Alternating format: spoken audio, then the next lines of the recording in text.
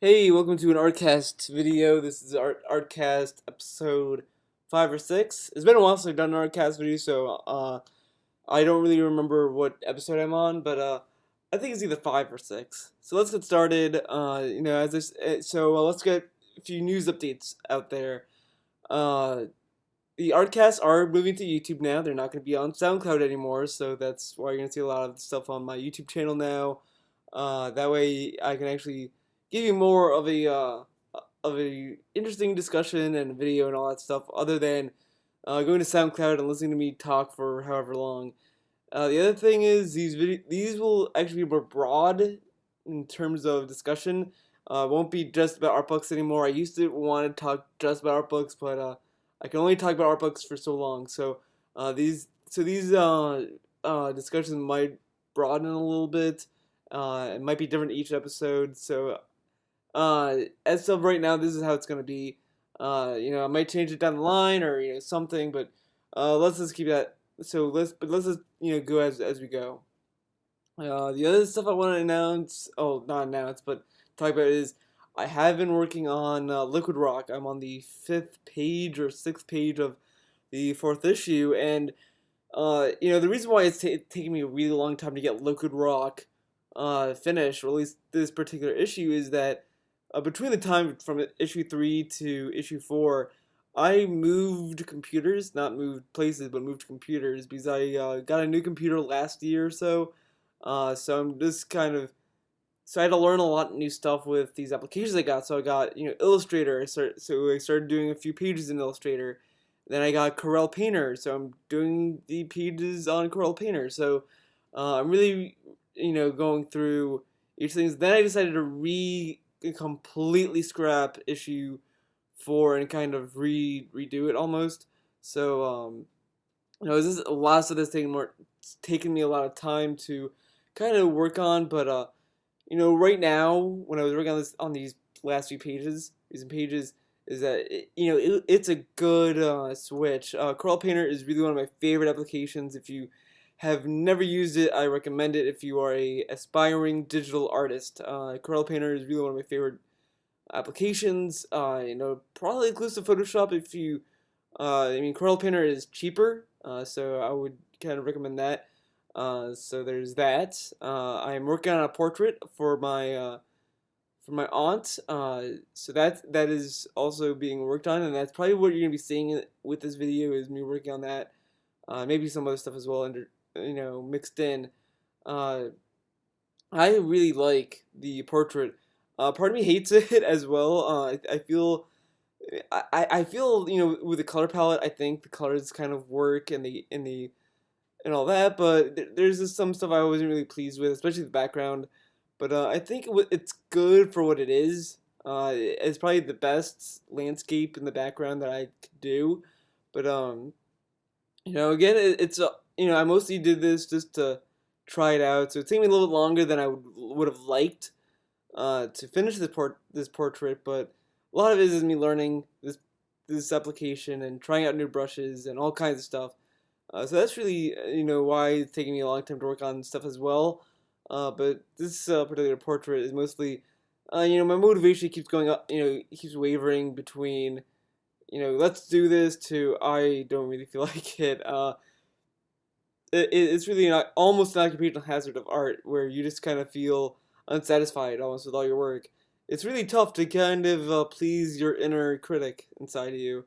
Um, so I think that's it for the portrait. I really can't really say anything else about it.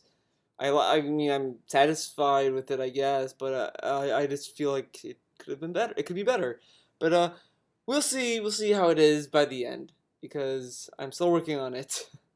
The other thing I want to talk about is an art book. I got this art book actually a month ago. It's been a long time since I had this art book. It is the Legend of Korra Book 2 art book.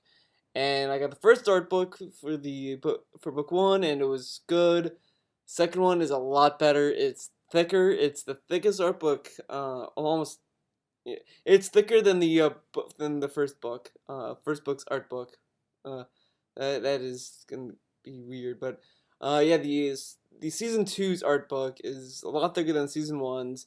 There's a lot of good pages and good artwork, and they really balanced out the pictures with the text. With the Korra's season one art book, a lot of the text and images kind of were placed weird, and it kind of ruins what you're looking at. Season two's art book really uh, fixed those issues. Now, the only thing I do kind of not like, well, that I don't like about uh, the season two's art book is the extra art that they usually throw in the back. In the season one's art book, there was a lot of cool artwork.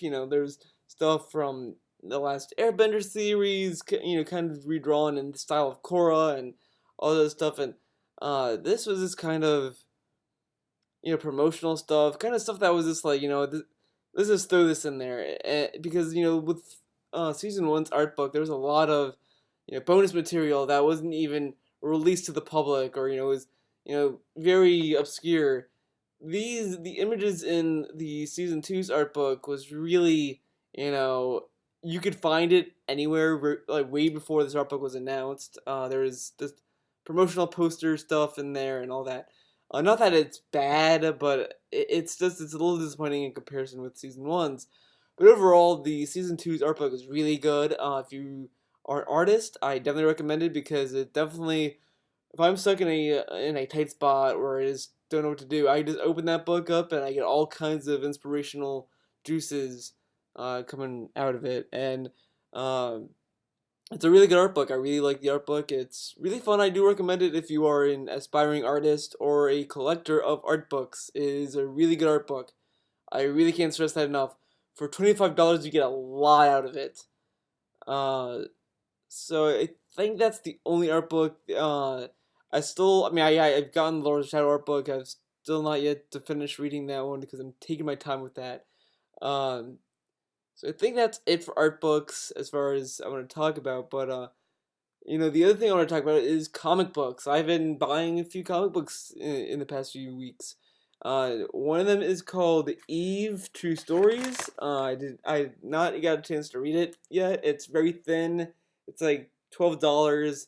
If you got the money, I guess you could spend it. The artwork is really nice. I really like this kind of artwork. I mean, this is kind of what drove me to read IDW books. I mean, this is a Dark Horse comic, of course, but IDW had a lot of interesting art styles, and Dark Horse and Image both are starting to have these kind of varying styles, which I kind of wish DC and Marvel kind of explored with more. I mean, I'm sure they are somewhere, but majority of their work is trying to be really realistic and kind of have this kind of style type I'm not really interested in.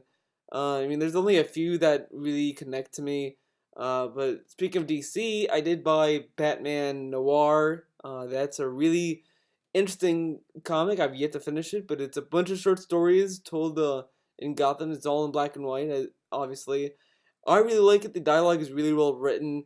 I like the noir feel of it, where it just feels like a detective story. So that's really what I like. It's something that I like more than the Gotham TV series. The Gotham TV series I really don't think is good.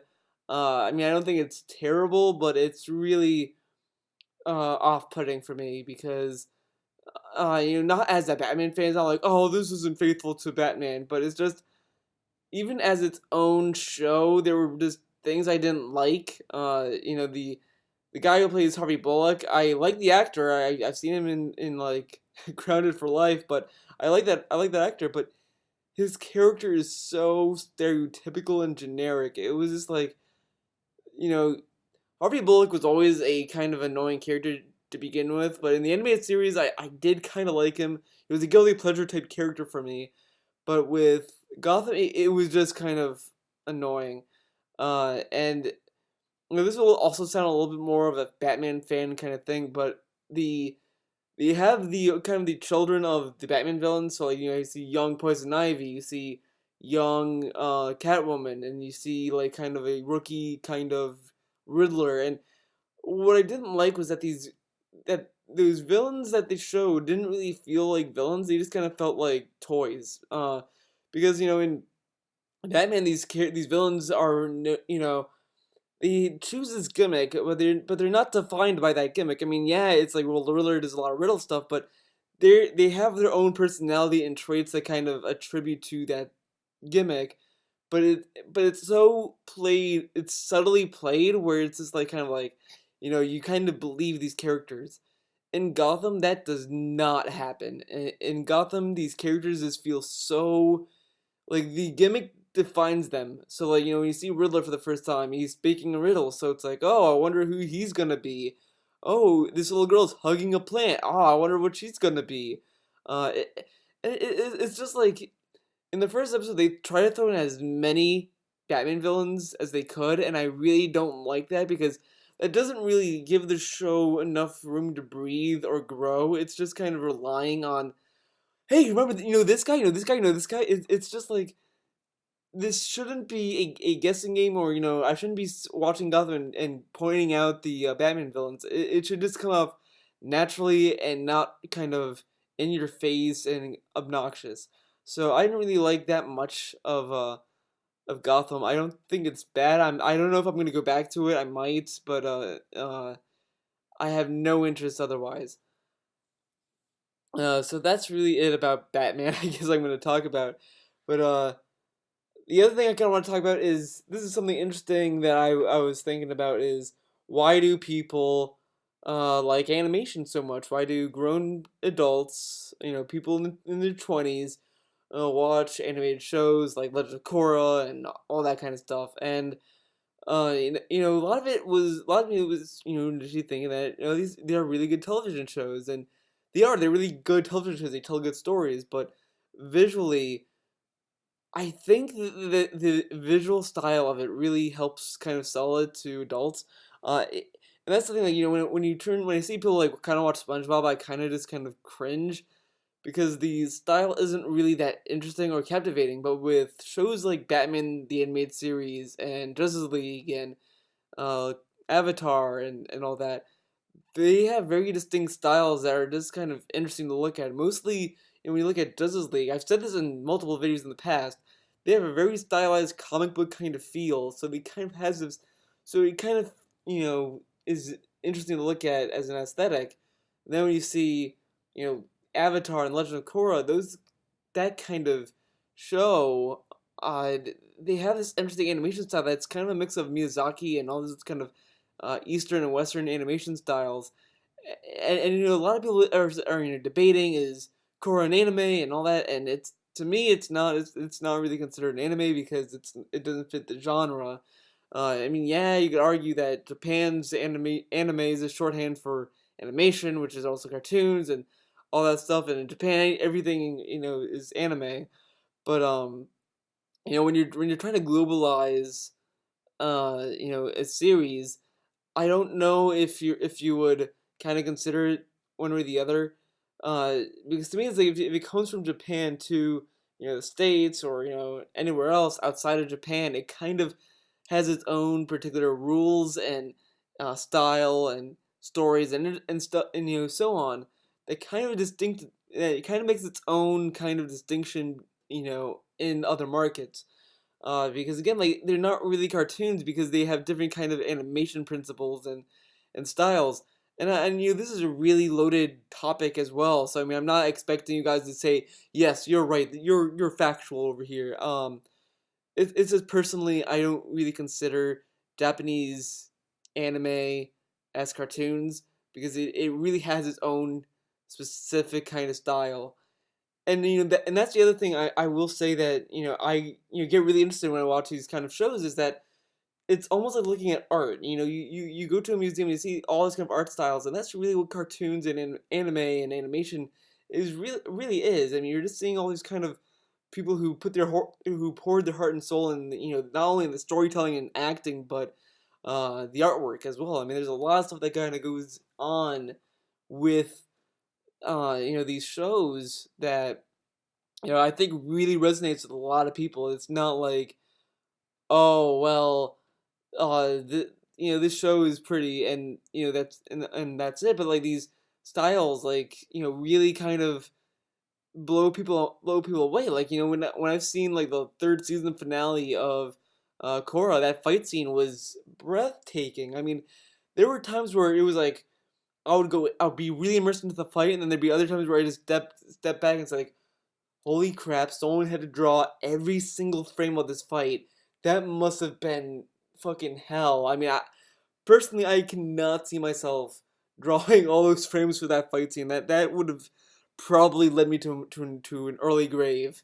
So so that kind of stuff really blows people, really blows me away. And when you see that kind of stuff, and you show it to people, they also get blown away with it as well. It's not really as intrinsically exclusive to anyone or anything like that. It's so interesting to look at, and you get something out of it. And that's the other thing that I think a lot of people who connect with, Korra and Avatar and the Justice League and Justice League Unlimited and Batman and Superman and all that stuff is that they watch the show and they get something out of it. It's not something that is trivial or a waste of time or just kind of fuck this.